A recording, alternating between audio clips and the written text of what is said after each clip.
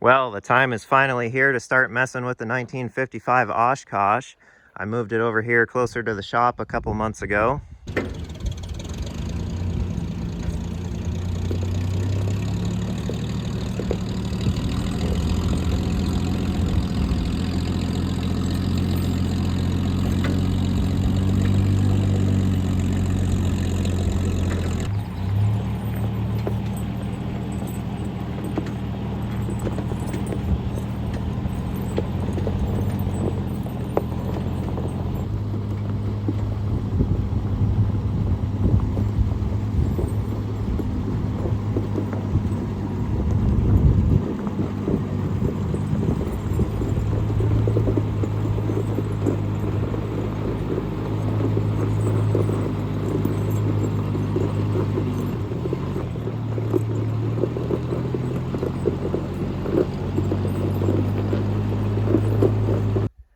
That way we're closer to tools and power and all the other essentials to see if this old thing will fire up. Now I towed it home the beginning of the winter, like in October or something like that, so it was getting to be too cold to start playing with a big old diesel and seeing if it will run, so it kind of just sat all winter. So now that it's summer and warm weather, we're gonna mess around with it, see what it'll do. I haven't really looked into much in detail on it, so we're gonna kind of go over everything, check all the necessary things like the oil, the fluids, and we're going to put a socket and a breaker bar on the crank and see if it even turns over, makes a couple of revolutions before we hook up power to it, all that good usual stuff. So yeah, we're going to kind of do that, and then if all checks out, we'll see if this thing will fire up. I'm sure it'll take a little bit of doing, but I would say it's been sitting for like 8 years, I think was the last time this thing ran, so it shouldn't have any issues, unless something crazy happened, but we'll find out. Fun fact, when we towed it home, because it was cold weather, the transmission was stuck in neutral. Luckily stuck in neutral, would not go into any gears, but now that it's warm weather, I climbed up in the cab quite a while ago and it goes into gear now. So I guess there's just water and there was ice in the transmission. So when we get this thing fired up and going, we'll obviously change the fluid and get that out of there. But it's good that we may not have to pull the transmission on this one, because it is a giant unit and doesn't look like much fun. So yeah, hopefully we can luck out with that. But to get started here, we'll check fluids and everything. This is some kind of old school Cummins. I'm not sure the displacement or anything on it. There's a tag there that we can look at closer and try to identify it, but it looks like it's had some work over the years. The injection pump looks fairly clean, like it's possibly been rebuilt at one point, so that would be good for us. And yeah, just little details like that. And of course, it's got a blower on it, like an old school Detroit, so that's neat. No turbo, but she ought to sound really good when it fires up. So I guess first things first, check the oil, even though I did that, but check it for the audience here. We've got oil, it's dirty like an old diesel is, but doesn't appear to have water or anything in it. Smells fine. So that's good. And I'm not sure if this thing is 12 or 24 volt. There's no tag that says on the big old generator there, but looking at everything, I'm not sure. The battery box doesn't appear to be big enough for 2 batteries. Maybe it just takes like a big old 12 volt cat battery or something, but we'll throw the biggest battery that I have on here. And I see someone's made their own set of cables and just ran them up to this solenoid here. So we'll hook those up and figure out what's going on there as far as power wise and all that good stuff. The stock ones are unhooked and laying here, so it's obviously been messed with, and it ran not too long ago, but it's been a few years. But yeah, we'll go grab a socket and a bar to put on the crank, and we'll see if she makes a couple of revolutions. Then I guess we can try some power to it and see what happens. Okay, we got a ratchet on there just to make it easier. And then for leverage, good old pipe. Oh, that's good.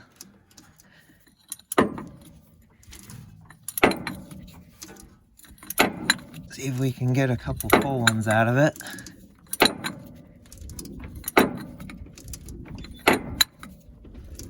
Well, off camera, she makes a couple revolutions, so that's good. You just got to be good and Armstrong with it, and it'll go. So that's good. She turns over fine. And yeah, I lied about the tag on the generator. I just didn't look close enough.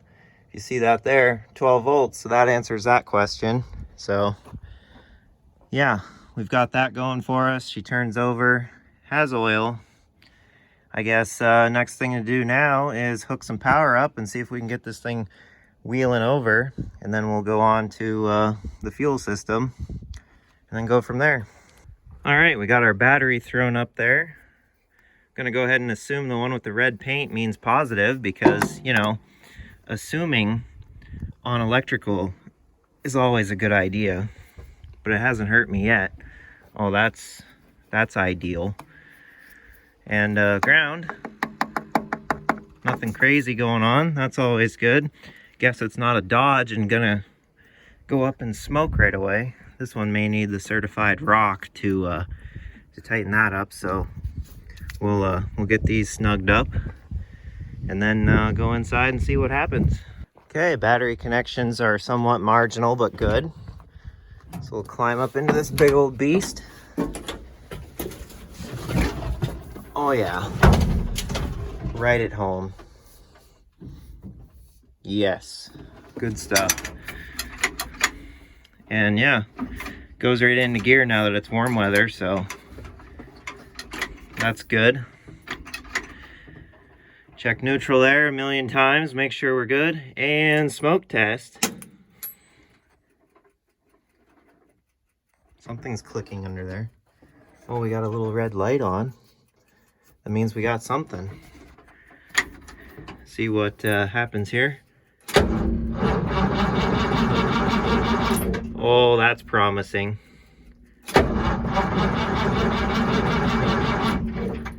All right, we got something now. We are cooking. Get back out of here without falling 50 million feet and plummeting to our death because this thing's tall. So we got crankage, probably not fast enough to start it by the sound of it, but let's see our fuel situation here. Oh, you know it's tight when it cracks the knuckles. There we go.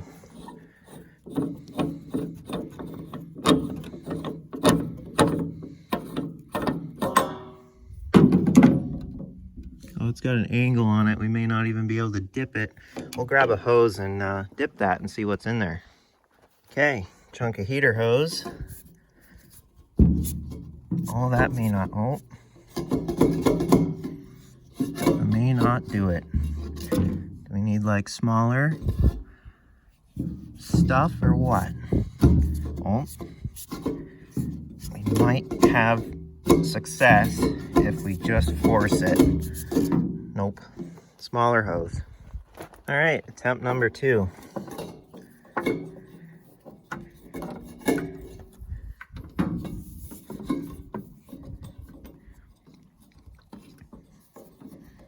Well, let me see what I can make happen here off camera, and we'll see if there's any fuel in here, or water, one of the two.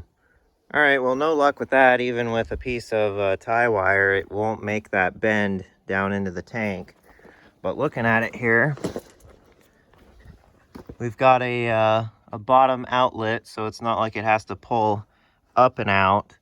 And I see we've got a drain plug, so we'll just crack open that drain plug and see what comes out of there. And, you know, if something comes out of there that is somewhat fuel-like, it smells pretty old in there, but, you know, it's an old Cummins. It'll run off of basically anything. So we'll see what comes out of there and go from there.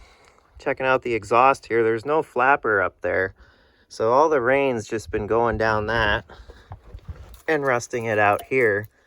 But I mean, at least it's not directly down into the motor. So Very unlikely that water got all the way up in there because obviously it turns over fine, so we should be all right. But yeah, this thing has, you know, a lot going on. Pretty neat that it's 6-wheel drive. We'll kind of go into the details of the truck itself here in a bit if you guys haven't seen the walk around video I did on it. But yeah, we'll pull that drain plug out and see what that has to show. It actually broke free and the crescent wrench didn't want to round it off. I even brought the super rounder offers with me just in case. Oh.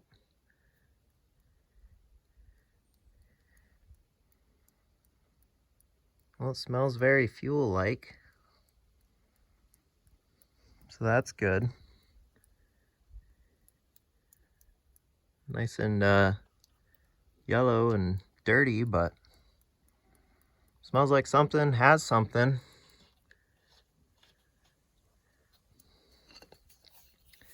So put that back in there.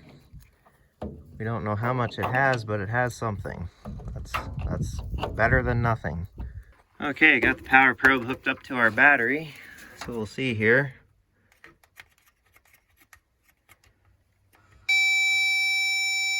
Okay, so turn the key on now.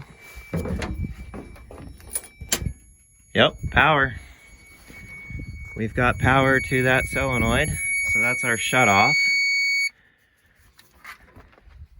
So now that we've established that works, we should have fuel supply with the key on, obviously, and cranking. So I guess we can pop loose these injection lines and see what we get out of them, and go from there. I'll have to find the fuel filter if we need to get into that, but for now we'll just loosen these, see what we get. Some of these fittings are pretty stuck on there, so we're gonna have to spray them and work at them a little bit, but I got this one loose and this one loose, so that's enough to at least tell if we've got fuel coming up to the injectors. So we'll crank it over and see if we get anything, and then if we do, we can work at getting all those broke loose and loosen them up a little bit, and then we'll get all of them bled out there, and then we'll go on our way.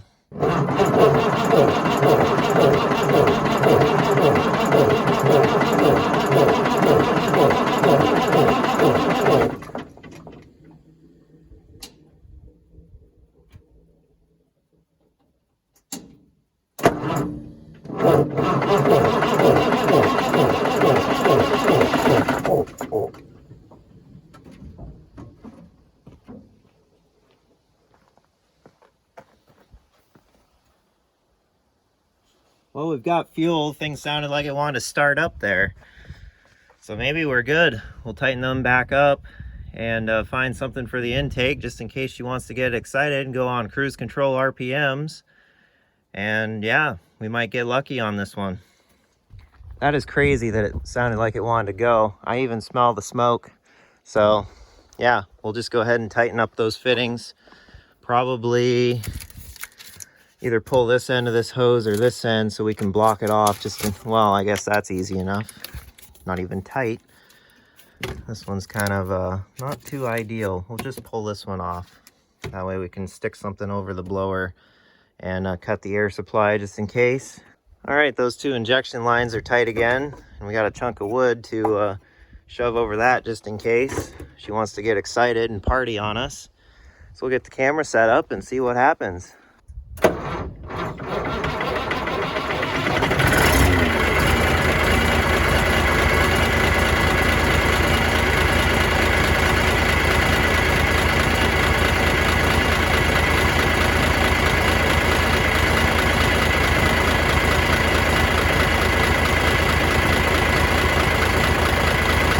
Okay, that was entirely way too easy.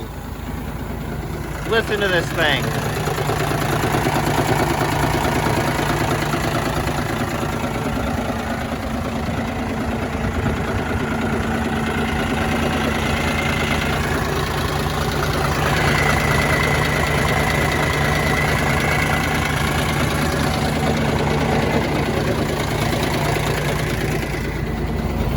I cannot believe that.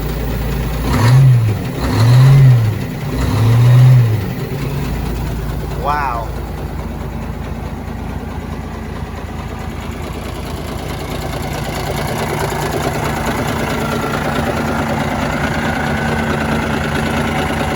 Okay, well that's almost unheard of, an old school diesel just immediately firing up after sitting. Usually you have to mess with them for half a day and get all the air out of them and screw around and feed them ether and all that good stuff. But no, this thing had fuel supply immediately and just fired right up. So that's crazy.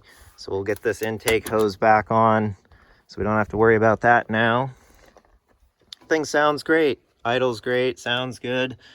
Has immediate good oil pressure, and the thing's even building air. So, you know, that's crazy. It's got an air leak in here somewhere, but it builds air. So, yeah, I cannot believe that. I guess now that we know that it runs, we'll check the coolant now before we get it too warm. Make sure that's full and everything, and then we'll put some more run time on it. And, you know, obviously we need to check fluids and everything. And the brakes are all released on it, so we're not going to have brakes. But, I mean, even though the transmission fluid needs changed, we're still going to throw it in gear and see what happens, because why not? Might as well.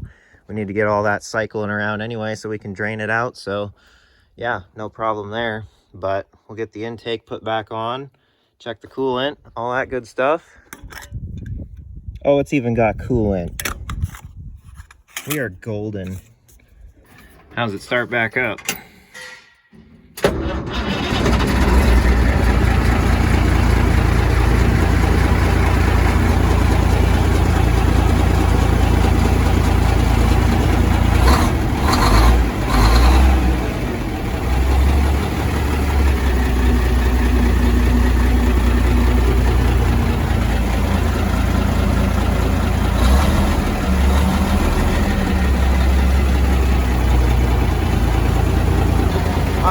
Shifting this thing, we've got high and low.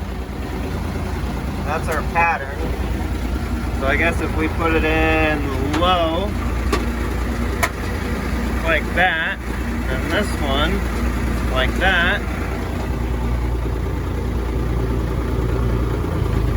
Oh yeah.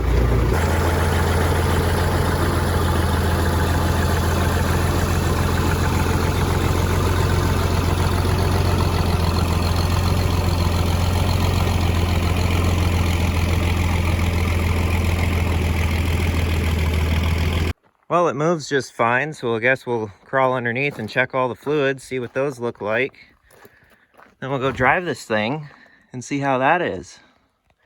We've got quite a bit to check here. We've got the massive transfer case, transmission, front axle, and then both rear axles. And then if all those check out, even though the transmission's got water, we'll go cycle all that around and then get it drained out, but we won't take it too far.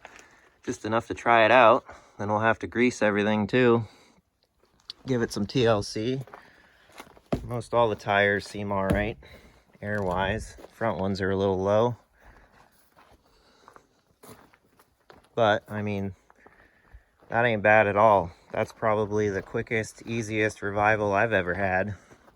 And you wouldn't expect that on an old diesel, but that just goes to show how an old school Cummins or Detroit or any of them are great motors and pretty resilient. So yeah, really cool stuff. So we'll go around and check all the fluids. After I first ran it there and then shut it off and checked everything, it used up some oil, so gave it about almost a gallon of Rotella. Now it's up on the stick where it should be and seems to be holding, so that's good. And just as suspected, water in the transmission. So we've got a nice milkshake going on, but that should be the only thing with water in it, hopefully. And the only reason that happened is because the roof up there has a hole in it, and then the rainwater drips directly down the shifter and goes into the transmission. So once we drain and replace all the fluid in this massive transmission, then we can patch the roof hole up there so that doesn't keep happening. And luckily It doesn't look like the case is split open anywhere from freezing or anything, so that's good. I mean, it's got its usual leaks and everything, but I don't see anything catastrophic. It's got dual PTOs on it. One was for the winch back there, which is this side, and then this one, that one's also for the winch, it looks like, but it's missing its chain on that sprocket there. But yeah, it looks like this PTO on this side was engaged when we were running, so we'll play around with the levers up there and see if we can take this one out and then keep that disengaged. But for now, we'll throw the plug back in the transmission. It's full, just has water in it.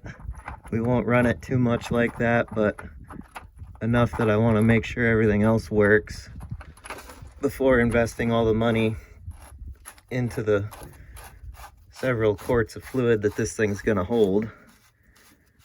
And then we'll just keep on checking things. The amount of engineering going on with this thing. You've got your main transmission there, and then a short shaft up to your auxiliary transmission, which would be the high and low, basically. And then it goes in to the top of the transfer case, and the transfer case drops way down like this, and then that gives you your front axle, like so. But just a lot of heavy duty engineering here, and it's really cool to see. And then you've got the big hydraulic assist for the steering right there, that big ram. But yeah, just the design of all this is super cool to look at. We've got some massive U-joints to grease up and everything, but for now, we'll keep on checking fluids. Transfer case is good. I need to find the fill plug for the auxiliary transmission, wherever that is. Oh, I guess it's right there. So we'll check that and then move back to the rear axles. Well, back here to the rear axles now. Check the fluid on both of those, and they're actually full and clean, pretty much like everything else. So that's good. And I was looking around. We've got some homemade bump stops or overloads there. That's pretty cool. And then I was also looking around at like the air brakes and stuff. And check out that nice failure. That's pretty cool, pretty cute. But other than that, everything looks pretty good under here. All of our fluids are good. So yeah, we're working through it. We'll add some grease to this thing and grease everything up nice and good so it's all happy again. And then we'll see if we can drive this thing. Well, fluids are all set except for the transmission, but for right now we're golden. And spent all the time to crawl underneath and grease it up.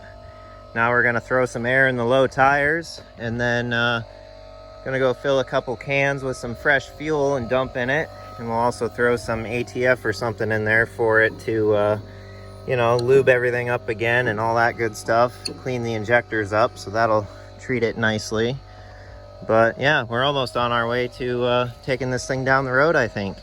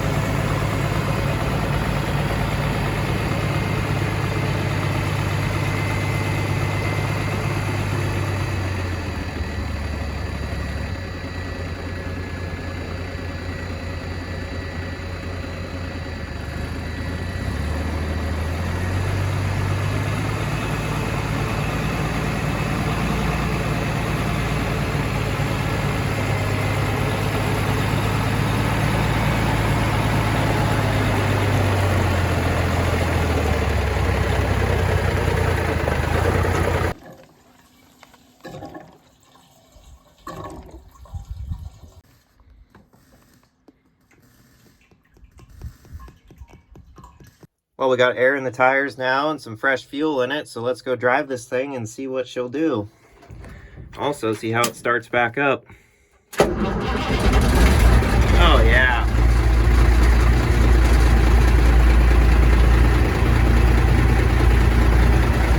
So we're in high right now.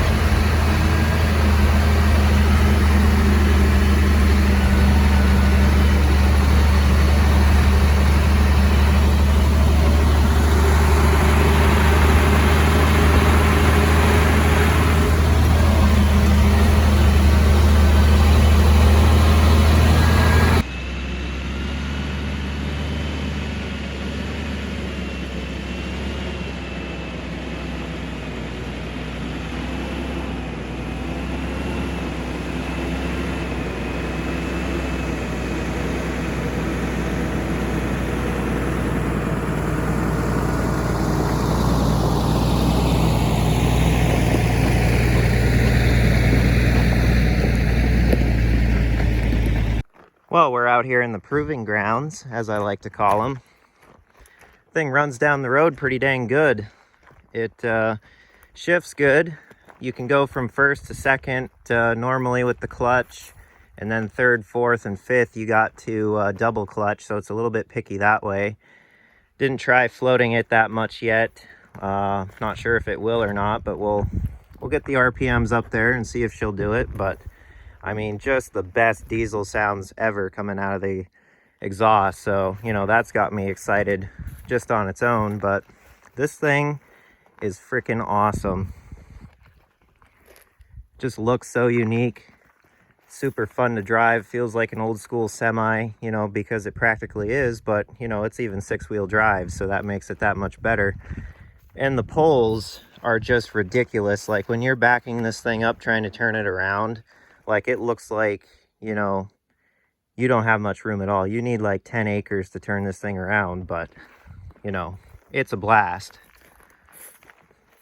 So yeah, the old Cummins sure runs good, sounds good, seems like it's nice and healthy, so can't beat that.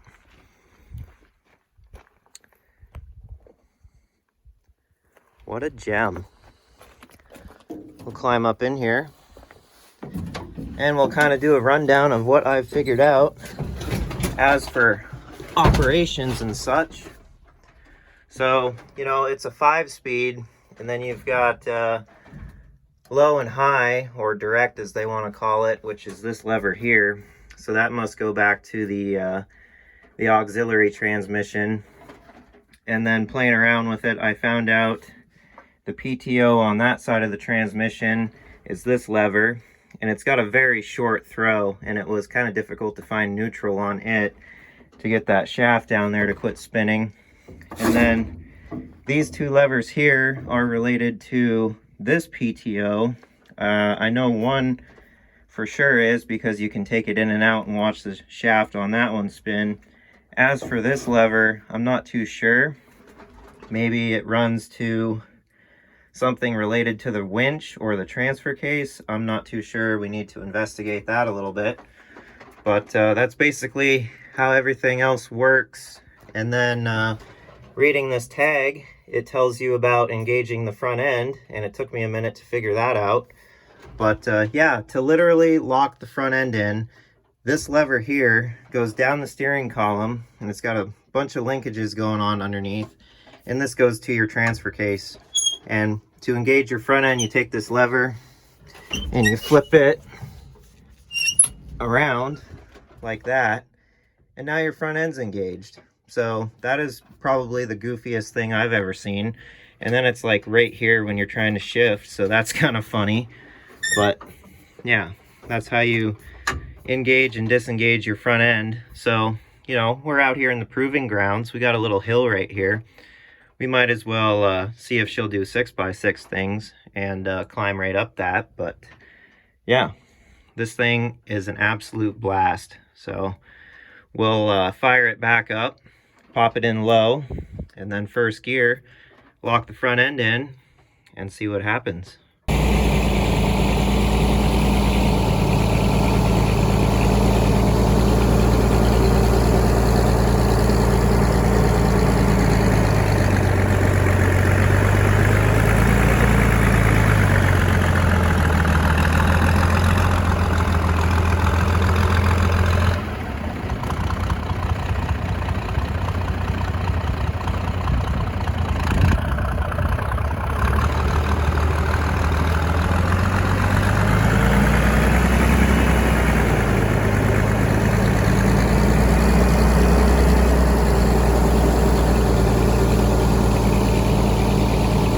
Well, definitely can't argue with that. Crawled right up it like it was nothing.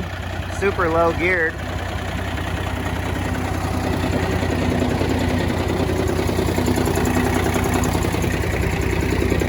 Now the question is, can we do an upshift in reverse?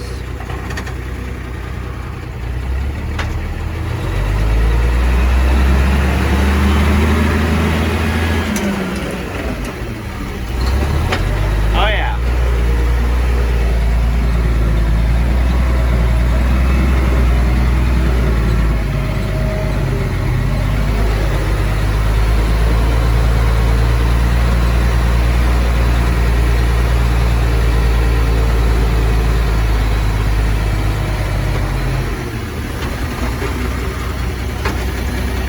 High and low is pretty funny because when you go to low, you smack your hand on that heater.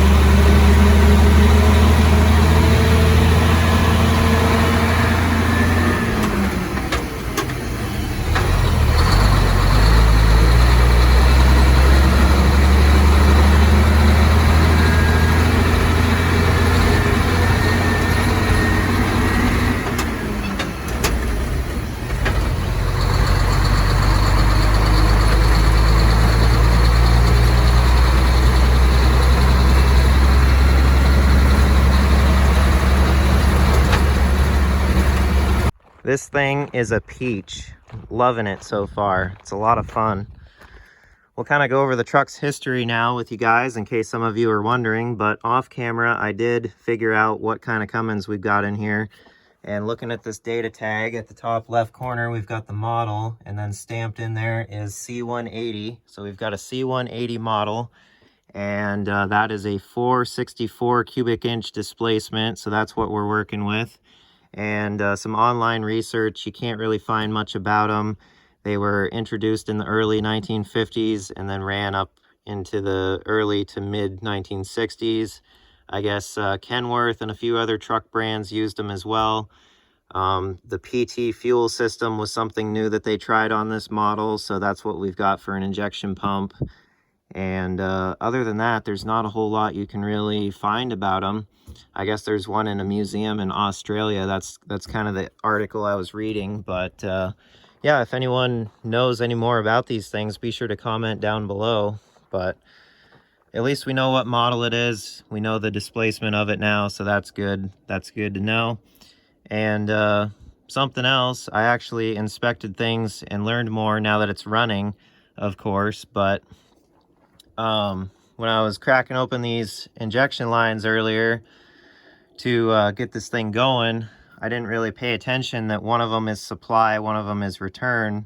But I guess it didn't really matter which one I cracked open. It was still going to show if we had fuel or not, theoretically. And obviously we had fuel right away, so it wasn't a big deal and wasn't too critical. But, you know, on stuff that it's a little bit harder to get going, it is more critical.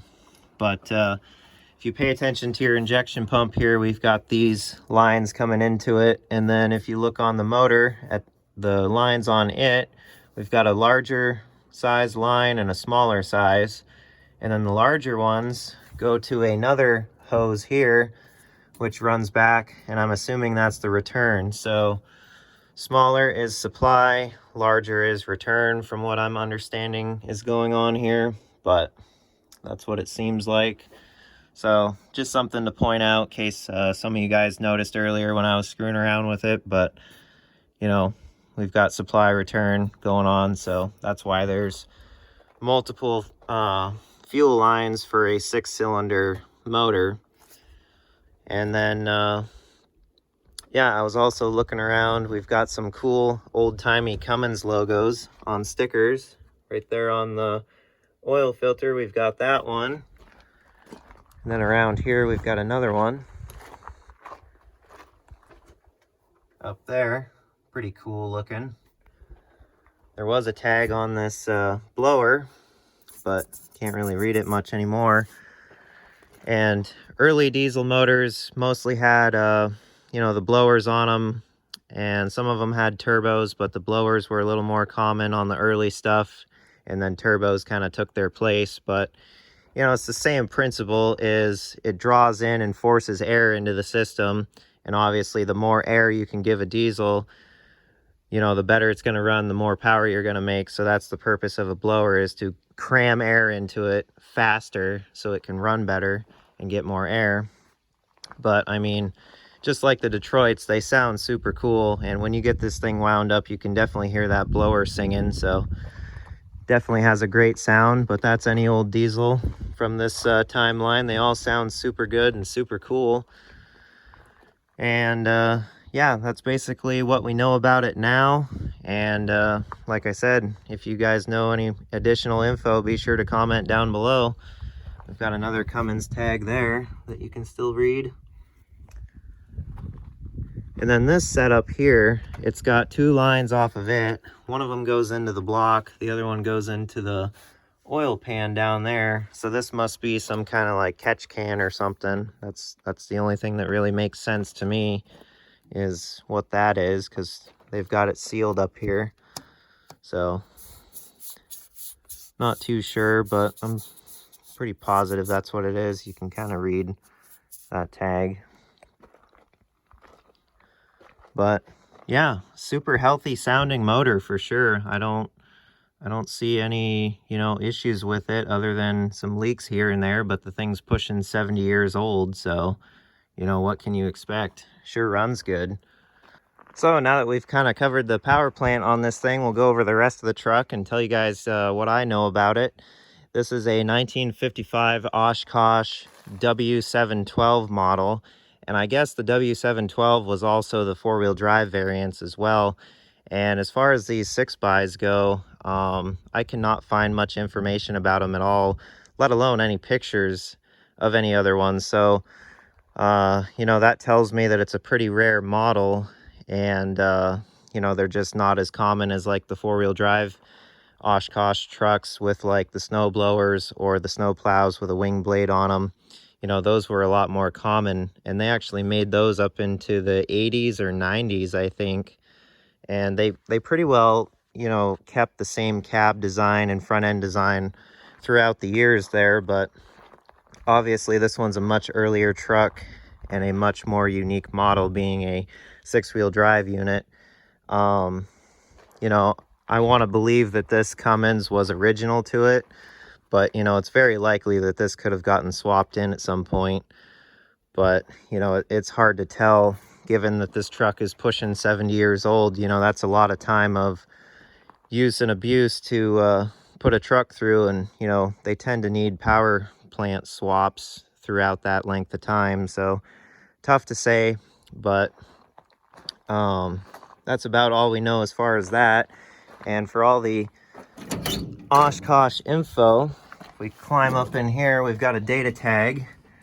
And actually, this model was produced for the Navy, apparently, because it says on here, and then there's the W712 6x6, tells you the capacity, 20,000 pounds, 1955. Got the engine serial number. I guess we could see if the tag on the Cummins matches that. That would be a smart thing to do. But registration number, USN, so US Navy. That'd be the Navy registration. And look, it's even got a 12-month warranty. I think we're a little bit up on that, but you know, we might give them a call, see if they can replace this glass for us. Tells you the dimensions, the gross vehicle weight.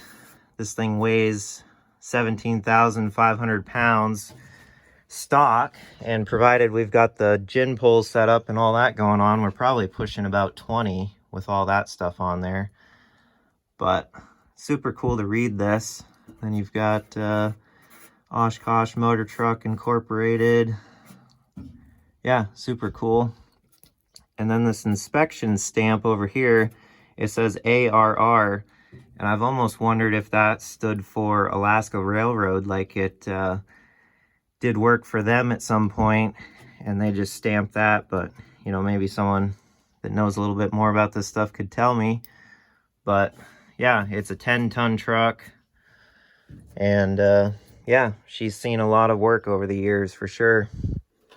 Looks like the heater was added in at some point, and then the extra auxiliary stuff, PTOs and winch foolery going on that was added in later on. But that's kind of what we know about it. And then its local history, after the Navy was finished with it and probably sold it at a surplus sale, I'm sure. Our local power company used to run this thing, so we've got a fleet number on it, and that's their old logo, which is super cool. And I guess this thing used to set telephone poles and move generators and do all that kind of stuff for the power company here. So, you know, I couldn't think of a better truck to do all that stuff with. Got the logo over here as well. And it appears that they had two winches on here. One of them would have been for your winch line up and out over the boom to winch stuff up and down, and then the other winch would have been to raise and lower the boom. Now, this isn't exactly your traditional like oil field style gin pole bed where you can hide the poles away in the bed and fold them up and everything. This one's more of a permanent setup and kind of like home built. I'm sure the power company built this, but, you know, super heavy duty, and they did a really good job on it. I would hate to take these down and take it all apart. I know that. And then this extra stuff up here, you see we've got 2 feet there and then some braces. And where those go are in these tabs down here. So you could actually pin those in and then brace it back up to these center tabs. So you've got supports back here. So if you're winching up something super heavy, you don't collapse your truck suspension. You've got it supported back here. So they're kind of like outriggers. They're just fixed. So another cool detail that someone thought of. Plus it shows how heavily worked this thing was, which is crazy.